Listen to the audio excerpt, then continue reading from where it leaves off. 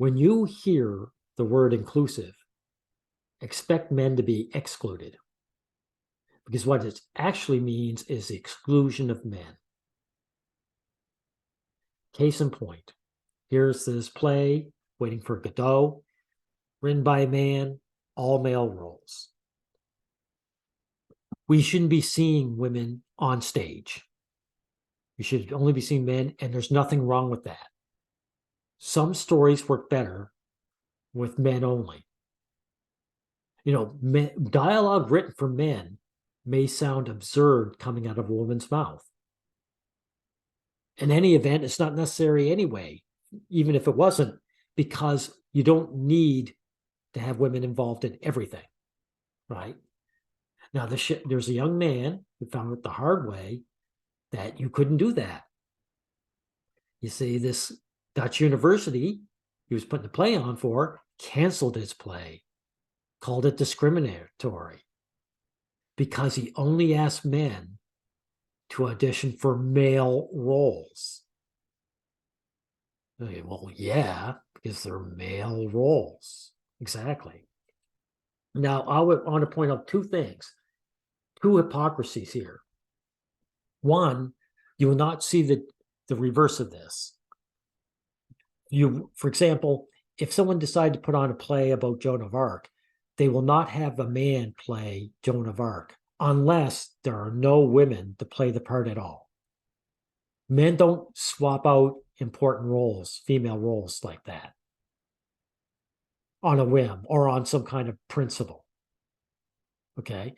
Two, they'll talk about all female versions of this play, Waiting for Godot, and that'll be considered inclusive.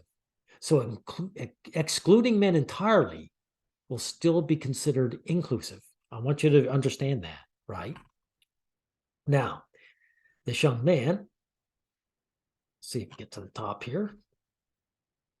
He said he slammed the Dutch university for shutting down his production of all-male Samuel Beckett play after he only auditioned men for starring roles. Now, that's very important. Starring roles, it's positions of status, right? And his producer tried to defend it by saying, this is Medina Anton, the producer, pointed out that the majority of the crew were female. She said, we also have trans people. We have non-binary individuals. The majority of the production is people from the LGBT community. What she doesn't understand is no one gives a shit about the people who work behind the scenes. They care about the stars, who shows up on stage. That's the point of this, right? Now, the play, which was written in 1949, follows acquaintances Vladimir and Estragon as they waited for their mutual friends Godot to meet them.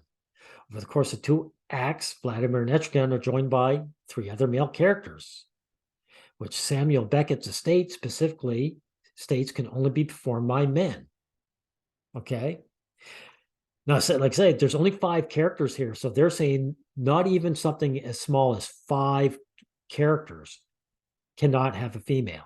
But this is something else I want to point out. It can only be performed by men, but they don't mention the race of men, do they? So they don't need white men playing these parts. Vladimir and Estragon could be a man of any race. So they are completely inclusive race-wise. So yet it's still considered non-inclusive because women. So you understand this is what's going on here. Doctor Strange, or should I say, it proves it again. Doctor Strange, why the MCU changed the Ancient One's race and gender.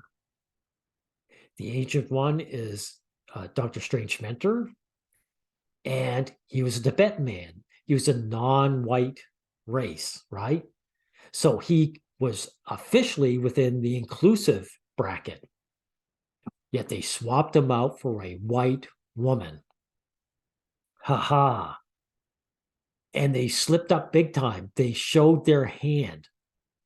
They proved that this gender swapping is just to take away from men. And also, again, this is a prestigious role. The Ancient One, being Dr. Strange's mentor, is above him. And so they're placing a woman in authority over the male hero to say, here, know your place. This is what's going on here. So understand it. It's not, there's no inclusivity here. They're going to exclude men of any race. So if they had 5 different races of men here, they would still call it non-inclusionary, right? They'd still say it was exclusive, and they would prevent the play from going on. Okay. Now, speaking to the Irish Times, he described the past few weeks he spent fighting the theater's decision to pull his play as utterly absurd. Now, this ticks me off too. You guys know that. You know, if this guy was being attacked for anything other than his sex, then he would say it was outrageous or unjust, which would be more accurate, right? But when men are attacked because of their gender, all of a sudden they turn mealy mouthed. Now, let's see. Although he had considered auditioning actors of all genders, both of them, the director was constrained by the late Irish author's estate, which owns the rights to his work until not 2059. Well, that's good to know. Hopefully I'll be dead of old age before women get their hands on it to ruin it. And this guy wasn't even personally against it, swapping the genders, right? His hands are tied. Before his death in 1989, the playwright tightened production contracts of his play, which affect the casting and the band special effects being used. Of course, they still cut that out, right? They said it's violating our inclusion policy, right? Notice he didn't say, hey, we'll just put in a bunch of different races of men in there, and we're including races, right? Doesn't work that way, does it? Because this is not about inclusion. He said, I tried to explain to them that it is a legal thing, that we are a small amateur theater society and we cannot afford to be sued. But nothing I could say during the meeting could change their minds. Of course not, young man. They're working on a principle. Their principle is to exclude men. That's their principle. And if a small theater troupe who have their hands tied have to be sacrificed, then so be it. The KKK here has spoken. You know? Now, they also mentioned how in 1991, a French judge allowed an all-female cast to stage one of Beckett's plays. See, the all-female cast, that's fine. Again, down here too. Most recently, 2019 college in Ohio reportedly canceled their all-female version of the play over fears of lawsuit from Beckett's estate. Again, they tried to put on all female. Why would they do this? Why is it even necessary? But more to the point, if you can put an all-female version of this, there's absolutely no excuse not to put an all-male version of it. None whatsoever. And frankly, some stories are just better. Look, John Carpenter's The Thing, 1982. All-male cast, fit perfectly. The movie is a perfect movie. And it made sense that all the men in the Antarctica would be men. Because that's who would go there. How many of you people ever heard a woman say, I can't wait to spend my winter in Antarctica?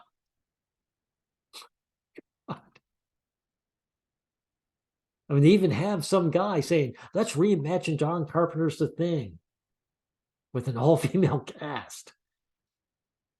An all-female cast would be more fantastical than the monster itself. You would have to explain why 10 women are going down to the Antarctica. in the middle of winter. What's their purpose there? The only way you could do it if they were prisoners, if they were criminals that were forced to be there. But in any event, it's not necessary anyway. It doesn't add anything to the story. If anything, it takes it away. Okay? You know what would have worked or could have worked? All-female Lord of the Flies.